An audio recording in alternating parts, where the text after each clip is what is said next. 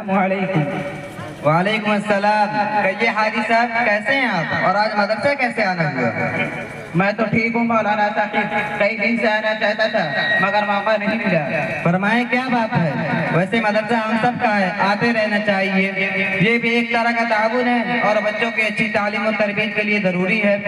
ہاں میں بھی اسی لیے آیا ہوں کہ اپنے پوتے کے لیے کچھ بات کروں آپ سے۔ جی کہیے، بچوں کے حالات کیا ہیں؟ گھر پر وہ کیسے رہتے ہیں؟ پڑھتے بھی ہیں یا صرف موبائل پر پورا وقت برباد کرتے ہیں؟ اصل میں مولانا صاحب، میں نے اپنے پوتے کو آپ کے مدرسے میں یہ سوچ کر داخل کیا تھا کہ ڈھنگ کا آدمی بن جائے گا، نماز روزہ اور تلاوت وغیرہ کی پابندی کرے گا، مگر یہ تو گھر پہنچتے ہی کبھی بیٹھ کے تو کبھی موبائل میں مست رہتا ہے، نماز پڑھنے بھی مشکل سے جاتا ہے۔ اچھا، یہ تو بڑی غلط بات ہے، آپ کے ساتھ اسے بھی مسجد جانا چاہیے۔ ہم لوگ تو مدرسے میں نماز کی تاکید بھی کرتے ہیں اور ہر وقت نگرانی بھی ہوتی رہتی ہے، مگر گھر پر آپ بھی سختی کریں، بلکہ اپنے ساتھ ہی مسجد لے جایا کریں۔ ارے مولانا صاحب، نماز میں تو میں بھی بہت کچا ہوں، ویسے اللہ پاک نے مجھ کو سب کچھ دیا ہے۔ میری خواہش تھی کہ میرے پانچوں بیٹے مدرسے میں پڑھ کر کچھ بن جائیں، سب کو مدرسے میں داخل بھی کرایا مگر ایک بھی پڑھ نہیں سکا۔ اس وقت سب باہر ہیں، اچھا پیسہ کما رہے ہیں، سب بچے بھی یہی چاہتے ہیں اور میری بھی تمنا یہی ہے کہ بیٹے تو نہیں بن سکے، پوتے ہی حافظ عالم بن جائیں۔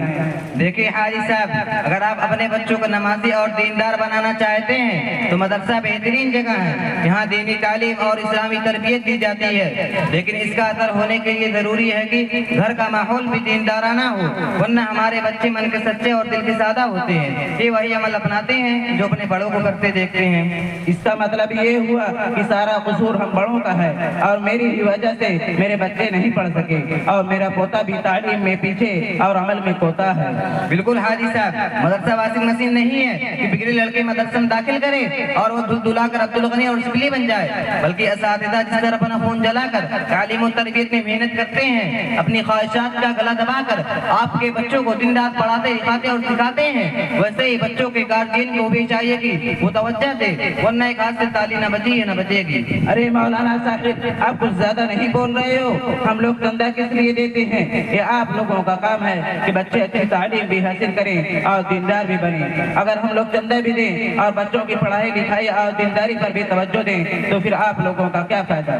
ارے حاجی صاحب، آپ تو بہت گرم ہو رہے ہیں، میں جو بات کہہ رہا ہوں وہی حقیقت ہے۔ اگر آپ اپنے بچوں کو قرآن کا شوقین دیکھنا چاہتے ہیں، نماز کا پابند بنانا چاہتے ہیں اور اچھے اخلاق سے متصف کرنا چاہتے ہیں تو ضروری ہے کہ بچوں کے لیے نمونے عمل بنے، ان کے اوقات کی حفاظت کریں، نماز پڑھنے اور تلاوت کرنے کا اہتمام کریں۔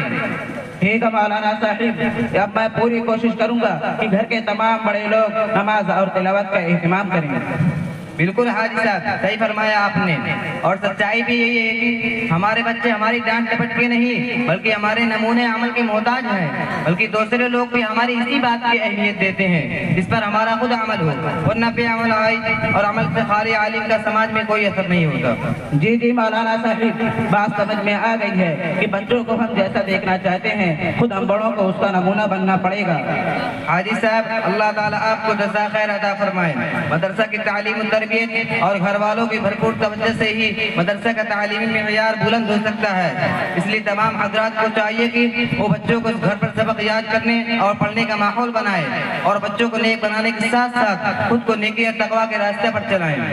ٹھیک ہے مولانا صاحب، انشاءاللہ اب میں پوری توجہ دوں گا اور گھر کے ماحول کو دینداری کی خوشبو سے بساؤں گا تاکہ ہماری نسلیں ہماری آنکھوں کی ٹھنڈک بنے۔ ٹھیک ہے مولانا صاحب، اجازت دیں، میں چلتا ہوں۔ السلام علیکم۔ وعلیکم السلام۔